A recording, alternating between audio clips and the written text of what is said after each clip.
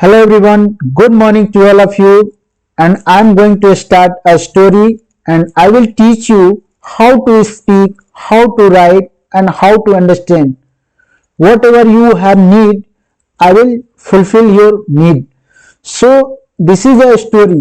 ये एक स्टोरी है जिसके माध्यम से मैं आपको वर्ड और स्ट्रक्चर हर चीज में आपको सिखाऊंगा जो चीज आपको इंग्लिश सीखने में मदद करेगी। सो आइए इसको स्टोरी को स्टार्ट करते हैं। स्टोरी का नाम है the camel's relatives and friends. ऊंट के दोस्त और उसके रिश्तेदार। कैमल्स का मतलब होता है दोस्तों ऊंट। कैमल का मतलब क्या होता है? ऊंट। ऊंट के दोस्त और उसके रिश्तेदार के बारे में कहानी है। आगे पढ़ते हैं। देयर वॉज अ कैमल, एक ऊंट था, हु मतलब जो, लिव मतलब रहता था, at the edge of an oasis. Oasis उसको बोला जाता है जहां पे मतलब खेती बाड़ी भी हो और बहुत दूर तक मरुस्थल टाइप का भी हो, मतलब दोनों चीज उपलब्ध हो, मरुस्थल प्लस खेती, उसको ओएसिस बोलेंगे। ठीक है। एज का मतलब देखें तो एज का मतलब होता है किनारा। एकदम आराम आराम से इस स्टोरी को एक एक वर्ड को ट्रांसलेट करेंगे और उसको सीखेंगे। और आप जब भी पढ़ें तब आप कॉपी और पेन लेकर के पढ़ें, ताकि मैं जो भी वर्ड बताऊं उसको लिखिए और आप यूज करिए। then you can speak English, you can write English and you can understand in easy way. So edge का मतलब होता है किनारा। एज का मतलब क्या होता है? किनारा। और बैंक का मतलब ही होता है किनारा। लेकिन फर्क दोनों में ये है कि ये प्लेस के लिए किनारे के यूज में होता है, जैसे कोई स्थान के लिए, जैसे डेजर्ट हो गया, फर्टाइल लैंड हो गया, कुछ भी कोई चीज के किनारे के ओएसिस हो गया, जैसे कोई भी चीज है उसको किनारे के लिए यूज एज करेंगे। लेकिन नदी के किनारा के बात जाएगा तब हम क्या करेंगे? बैंक का, बैंक ऑफ रिवर बोलेंगे नदी के किनारे को। तो इस तरीके से आप इंग्लिश के सेंटेंस में आप यूज कर सकते हैं, आप बोल सकते हैं और इसको आप लेखन शैली में भी प्रयोग कर सकते हैं। तो आइए आप स्टोरी को स्टार्ट करते हैं।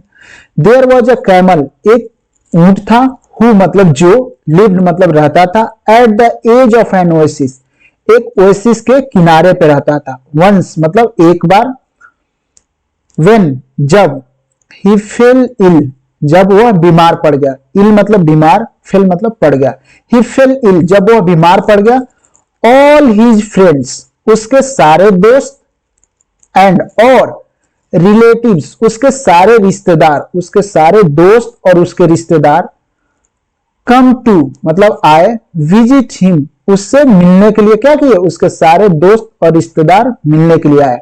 एक बार और इस स्टोरी को वहां से मैं हिंदी कर देता हूं। देयर वॉज अ कैमल, एक ऊंट था, हु मतलब जो, लिव्ड मतलब रहता था, एक ऊंट था जो रहता था, at the edge of an oasis, oasis के किनारे पे रहता था। एक बार क्या हुआ? व्हेन जब, ही फेल इल जब वो बीमार पड़ गया, ऑल हिज फ्रेंड उसके सारे दोस्त और रिलेटिव, केम टू विजिट उससे मिलने के लिए आए। एज मतलब होता है जैसा कि, it was a long journey जैसा कि ये एक लंबी यात्रा थी। जर्नी का मतलब होता है यात्रा। जर्नी का मतलब क्या होता है दोस्तों? यात्रा। जैसे आप टिकट खरीदते हैं, जो भी चीज टिकट ट्रेवलिंग के लिए जो भी चीज उस पर यात्रा लिखा रहता है, हैप्पी जर्नी। तो जर्नी का मतलब क्या हुआ? यात्रा। As it was a long journey, एक लंबी यात्रा थी, इन द डेजर्ट रेगिस्तान में, ईच ऑफ देम उनमें से प्रत्येक। अब देखिए ईच ऑफ देम यहां बोला गया है, तो जैसे मैं बोलूं कि आप लोगों में से प्रत्येक, ईच ऑफ यू हम लोगों में से प्रत्येक, हम लोगों में से प्रत्येक इंग्लिश बोलना चाहते हैं, तो each of us want to speak English. तो ये स्ट्रक्चर आप यूज कर सकते हैं कि हम लोगों में से प्रत्येक, उन लोगों में से प्रत्येक, आप लोगों में से प्रत्येक। तो ईच ऑफ देम उन लोगों में से प्रत्येक, halted, halted का मतलब होता है स्टॉप। उन लोग स्टॉप, स्टॉप का मतलब क्या होता है? रुकना, ठहरना भी बोल सकते हैं। तो यहां से हिंदी करते हैं ताकि एक लय में रहे।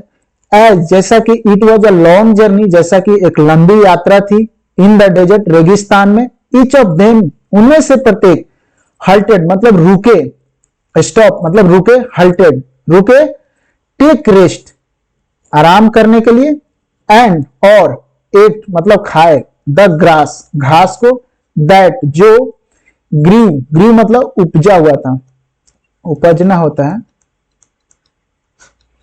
अलोंग द ओएसिस ओएसिस के ऊपर जो भी घास उपजा हुआ था उसको ये लोग क्या किए, खाए। देखिए मैं यहाँ पे दिखा देता हूं, ये मेरा ऊंट है बेचारा, और ये जो इसके दोस्त साथी यार जो भी है रिश्तेदार, ये लोग क्या किए, आए हैं, और ये लोग इसके जो घास है, जो मरुस्थल के ऊपर जो ओएसिस के ऊपर जो घास है, इसको ये लोग क्या कर रहे हैं, खा रहे हैं। बेचारा ऊंट बैठा हुआ है, ऐसे से देखते हैं। When मतलब जब, द सिक कैमल, सिक का मतलब होता है बीमार, बीमार, इसको इल भी बोल सकते हैं, इल कैमल भी बोल सकते हैं। तो सिक कैमल, जब बीमार ऊंट, रिकवर, रिकवर मतलब ठीक हो गया, फ्रॉम से हिज इलनेस, इलनेस का मतलब होता है बीमारी, जैसे इल मतलब बीमार, तो इलनेस मतलब क्या हुआ, बीमारी। When the sick camel, जब बीमार ऊंट, रिकवर्ड मतलब ठीक हो गया, फ्रॉम हिज इलनेस अपने बीमारी से, एंड लुक्ड, लुक्ड मतलब देखा, अराउंड चारों ओर, फॉर के लिए, सम ग्रास टू ईट कुछ घास को खाने के लिए अपने चारों ओर देखा, ही डिस्कवर्ड उसने खोजा या उसने पाया, दैट कि there was none left, there मतलब वहां, वॉज मतलब था, नॉन मतलब कुछ नहीं, लेफ्ट, लेफ्ट मतलब बचा हुआ, यानी खत्म हो गया था, खत्म हो जाना, समाप्त हो जाना, दोनों चीज एक ही है। दैट कि देयर वॉज नॉन लेफ्ट, कि कुछ भी वहां नहीं बचा था। हिज फ्रेंड्स एंड रिलेटिव्स, उसके दोस्त और उसके रिश्तेदार, हैड ईटन अवे एवरीथिंग, उसके दोस्तों और उसके रिश्तेदारों द्वारा सारी चीजें क्या कर ली गई थी, खा ली गई थी, मतलब घास जो था वो चर लिया गया था। अब देखिए मैं आपको बताना चाहूँ, one who want speak English, write English and understand English, so you have to focus what type of structure has given in this story. So देखिए ये स्ट्रक्चर जो है, हिज फ्रेंड, यहां देख रहे हैं, his friends and relative had eaten away, ये passive voice में लिखा है। जब आपको पैसिव वॉइस आएगा, नरेशन आएगा, आपके पास वर्ड रहेंगे, तब यदि आप कोई चीज को पढ़ के समझ रहे हैं, तब संभावना है कि आप बोल सकते हैं, आप लिख सकते हैं। बिना समझे इंसान कैसे कोई बोल सकता है? तो आपको इसके लिए थोड़ा सा टेंस का जानकारी होना चाहिए, और वर्ड के जानकारी के साथ आप इजीली इसको समझ सकेंगे, and you can speak English, you can write English, whatever you want you will do in English. So आप इस पे फोकस बनाए रखें। मैं पर डे एक एक स्टोरी लाऊंगा, उसके माध्यम से हर चीज में सिखाऊंगा। मैं आपको बोलना भी सिखाऊंगा, पढ़ना भी सिखाऊंगा और लिखना भी सिखाऊंगा। हर चीज मैं इसी चैनल पे एक एक चीज करके मैं सिखाता चलूंगा। तो यहां से अपने स्टोरी को शुरुआत करते हैं। His friends, उसके दोस्त और relative, had eaten away everything, सारी चीजें क्या कर लिया था, उसके दोस्तों और रिश्तेदारों द्वारा खा लिया गया था। He found, वह पाया, himself, himself का मतलब होता है अपने आप को। जैसे यहां पर मैं बताऊं तो yourself, yourself होता है, ourselves होता है, जो खुद में myself, माई सेल्फ, तो ये सब वर्ड है। तो ही फाउंड हिमसेल्फ, वो अपने आप को पाया, हेल्पलेस, हेल्पलेस का मतलब होता है लाचार, हेल्पलेस का मतलब क्या होता है दोस्तों, लाचार। वो अपने आप को क्या पाया, लाचार, and having no alternative, no alternative मतलब हो गया, अल्टरनेटिव मतलब विकल्प, उसके पास दूसरा कोई विकल्प नहीं था। He set up again to find another oasis, another का मतलब होता है दूसरा, दूसरा या अन्य, दोनों बच्चे बोल सकते हैं। He set up, यहां से हिंदी करते हैं, सॉरी, he found, वो पाया, himself अपने आप को हेल्पलेस मतलब लाचार पाया, एंड हैविंग नो अल्टरनेटिव, उसके पास दूसरा कोई विकल्प नहीं था।